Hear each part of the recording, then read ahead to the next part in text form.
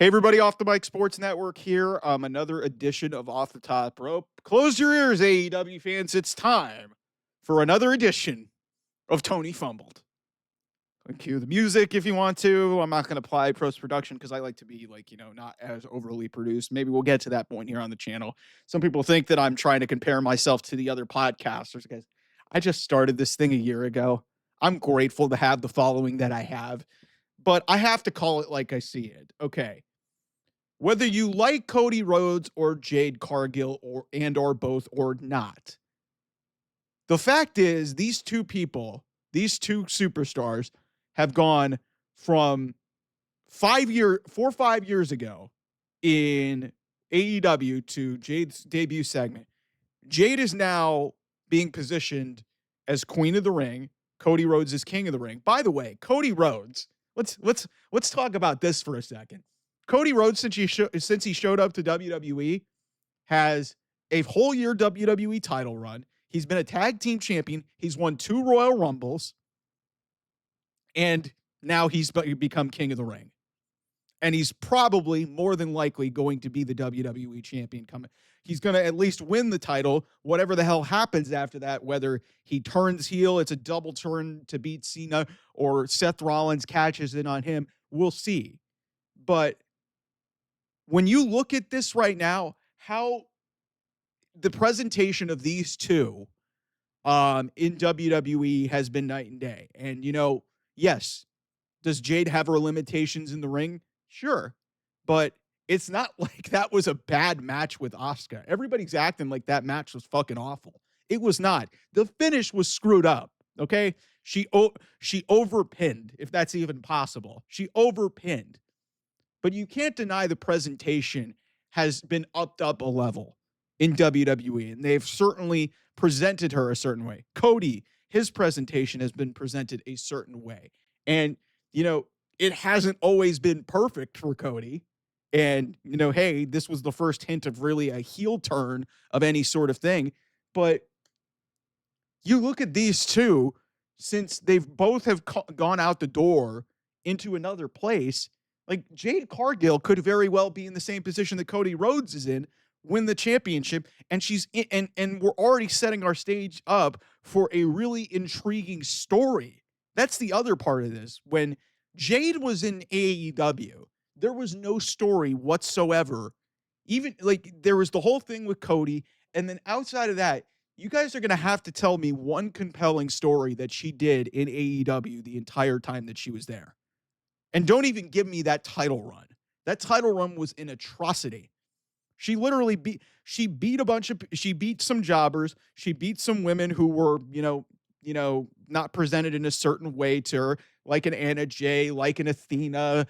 Like she basically tossed aside everybody. And then she lost. She beat Taya Valkyrie at that Double or Nothing a couple years ago. And then, lost to Chris Statlander. And Chris Statlander, kind of, I think, maybe benefited a little bit from it. And in a weird way, I think that's what they're trying to do. Whatever it is that they're trying to do, maybe they're trying to rehash that with Mercedes Moné whenever that title reign ends, whenever the TBS title run ends, or whenever somebody beats her for the women's championship. I hope it's through a full match and not just one of those cash-in opportunities. But there's going to be a women's gauntlet coming up at Globe Life. So, but it's if I'm watching this and I saw some of this come out after, and it's people are mad at okay, yeah, Jade's not that good. It's well, okay, it's what are you guys expecting from her? Are you guys expecting her to give you 5-star classics? No. That's not what Jade Cargill has been brought to do. And yes, would we have liked to have seen Asuka win this tournament? Sure. But I don't think Asuka gets hurt in the slightest by losing this. It's her her third match back? It's her third match back. I mean, and Jade has definitely gotten better from her days in AEW. Is it perfect? No. And then of course Cody Rhodes, this guy found that promotion, walked out of there 3 years ago, and has immediately walked in and become the quarterback of WWE. The fact is, this guy has been everywhere the last 3 years. his big return at WrestleMania, his obviously his 2 Royal Rumble wins, his 2 he's basically had 4 main events in the last 3 years. 4 main events in the last 3 years. He had 39 against Roman, 40 against Rock and Roman teaming with Seth, and then 40 teaming against Roman. Both nights he main evented that show, and literally 2 months ago against Cena. And really, definitively, the only match that I can pinpoint out of those main events that was really truly bad, and I'm not even 100% sure if it's his fault. I mean, you could probably say Cena just and they did not book this the right way. I think they were hamstrung by a lot of the booking. Captain Dwayne, I think, with his whole sell your soul thing, I think screwed this up a little bit, because that the whole meaning of what John winning that championship number 17, him turning heel at WrestleMania would have done it a lot better. So, but what do you guys want me to say, man? These are 2 of the top stars in WWE now.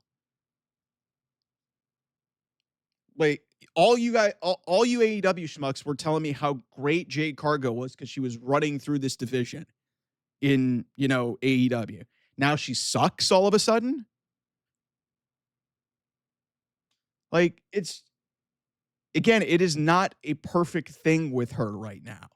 And I think what really this is about is there is a compelling story there that was never existent in AEW. There was never really a compelling, hey, this is why Jade is feuding with this person. There was never that. Cody, you had stuff there, and some of this was because he had the control of his own booking. Also, him and Tony, I think, butted heads. But it shows you the differences between these places is night and day. And, for Tony Khan, it's like, I know you'll try to convince yourself that, like, you're at a better place, but that company's never been the same without Cody Rhodes. The women's division, for all the shit that we gave Jade for just beating up everybody, Mercedes is doing literally the exact same thing.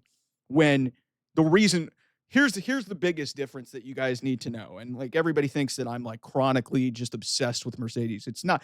It's because I will say this: I expect more, especially with what she has said, what she has done, her pedigree, her credentials.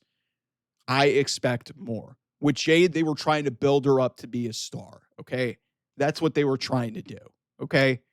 And Jade still really, outside of Naomi, has really not even tapped into anything yet. Yes, she had the tag team with Bianca Belair, and that's going to play into this, but she's faced Naomi. She hasn't even really faced any of the heavy hitters yet. Like, we thought that maybe she might face Charlotte in this tournament, and she didn't.